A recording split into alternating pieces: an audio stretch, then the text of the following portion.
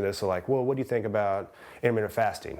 I'm like, well, let's set up a time to talk about that. So we can ask like, okay, what is your goal? Why do you want to do it? Like, and really break down all these different pieces to it. Then I can give a better answer versus just giving my opinion of how it works for me. Hi, I'm Schutte.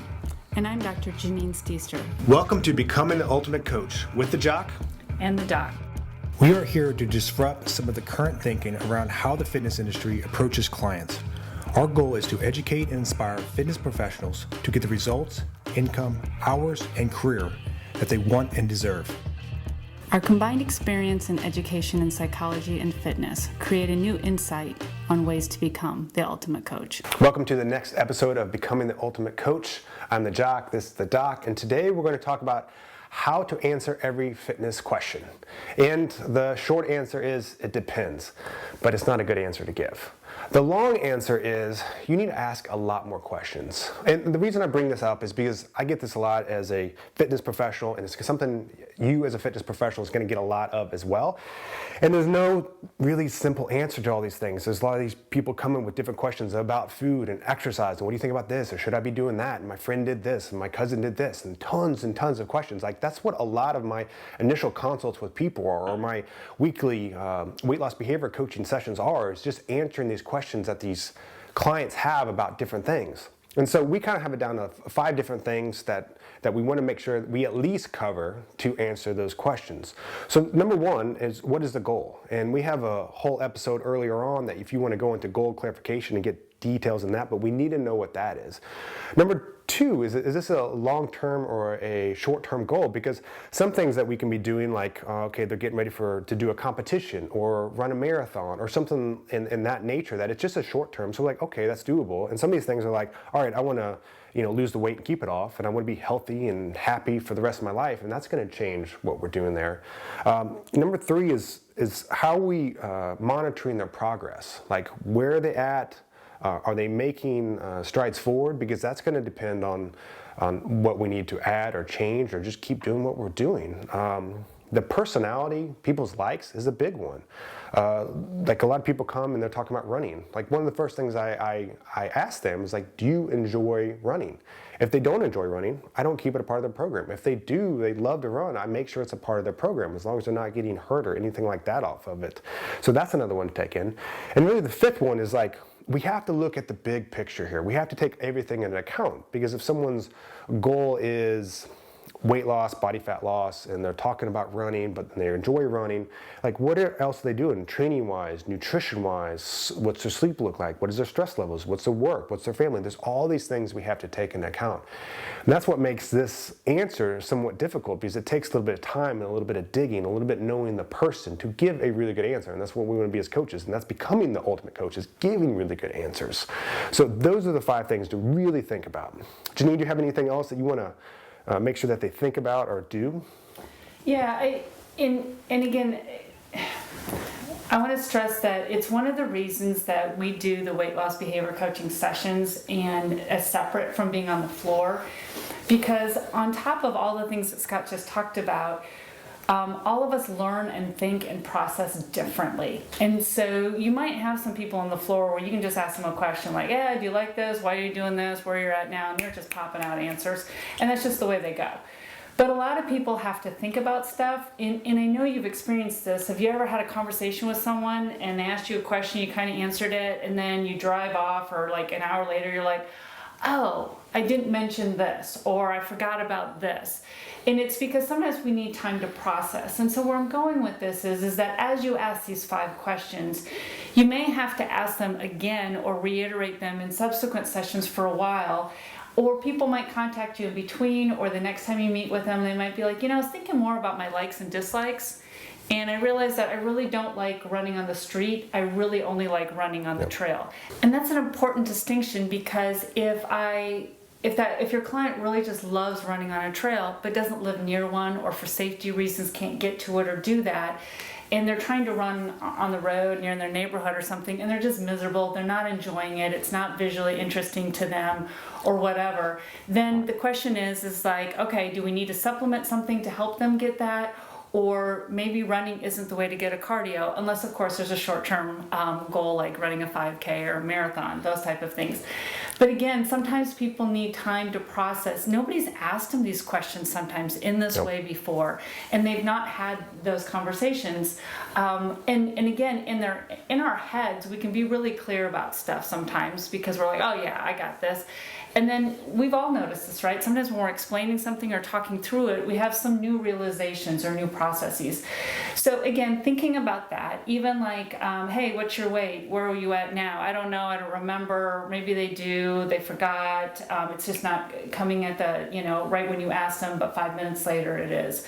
So one of the things I just really want to stress there is ask these 5 questions the first time, but also give them a lot of grace in saying, hey, I have some questions I want to talk through a little bit, just get a sense, and then also think about this, and then next time we talk to, or in between, text me if you've got some information. I know this is a lot. So give them the grace that they don't have to be perfectly answering, having all the answers and those types of things right off the bat.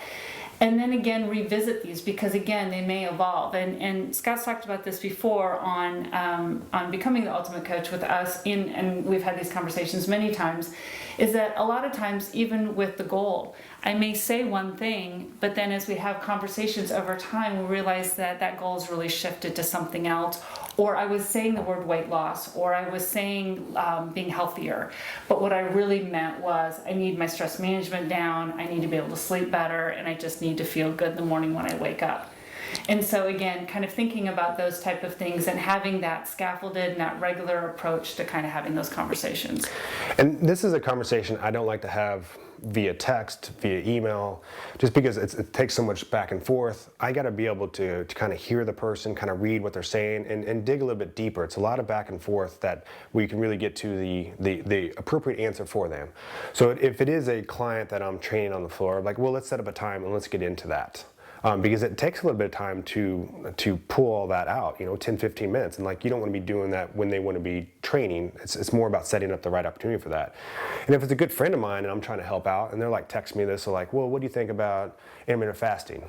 I'm like, well, let's set up a time to talk about that. So we can ask like, okay, what is your goal? Why do you want to do it? Like, and really break down all these different pieces to it. Then I can give a better answer versus just giving my opinion of how it works for me, or a person I know that works, that does it, or something like that. Like all of this has to be very individualized for the person.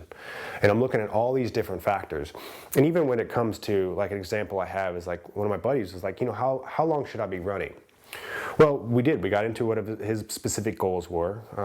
We got into like where he was and like reaching that goal. And the big thing too with him was like figuring out, when it comes to exercise, that's something that you can easily monitor on either, adding or decreasing to the stress in your life. And when I talk about stressors in life, we talk about like work can be a stressor, like, family life, we got relationships, food can be a stressor, your sleep. And exercise is one of those things of like, some people, if you do a little bit of it, it can definitely help reduce some of the stress in your life. But it's also, I see some people come in here that are doing way too much, and it's just because they got a new kid at home and the sleep is off and the food is off and the work is stressful. So it's taken all these different things into account.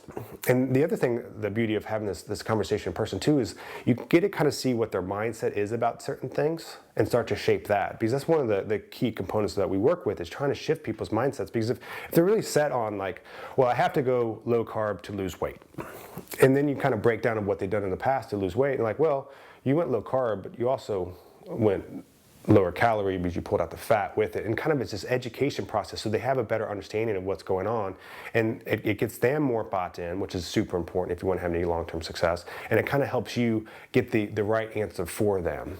And with a lot of these things too, when I talk to clients, it's a little bit of experimentation to figure out what exactly works well for you. That's why we have regular check-ins. That's why we do progress monitoring, because what we're trying to do is find the right path for that individual. And that takes some time, that takes some questioning, and that takes some digging to get that right path. Yeah, and you brought up a really good point too about this notion of the education, and we educate in many, many ways, but sometimes we also educate in the way that we ask questions. Mm-hmm. So to your point of, if someone's like, well, I did a low carb diet. Okay, you did low carb. was it also low fat? Was it also this? Was it that? And by asking some of those questions, it makes them think like, oh, was it low? Like, how was it? And gets more information, or at least it makes them even think about looking at those things in the future. The other part of that is when we ask people what their likes or dislikes are, whether it's how we work out, nutrition, eating, what do you like, how do you like to eat, what do you, a lot of times, once again, people haven't really had conversations about that, or they don't know what they like or dislike in that area because this is a new area for them. So back to my example on the running trail, if I'm just starting to run, or I ran in high school, like as part of like a phys ed class, or maybe in cross country, there was a certain way that that was done. Well, do you like kind of, uneven surfaces? Do you like this? I don't know, I haven't tried it. So then it might be sort of like, hey, think about these things, try a little bit of that, and then give me some feedback on how that is.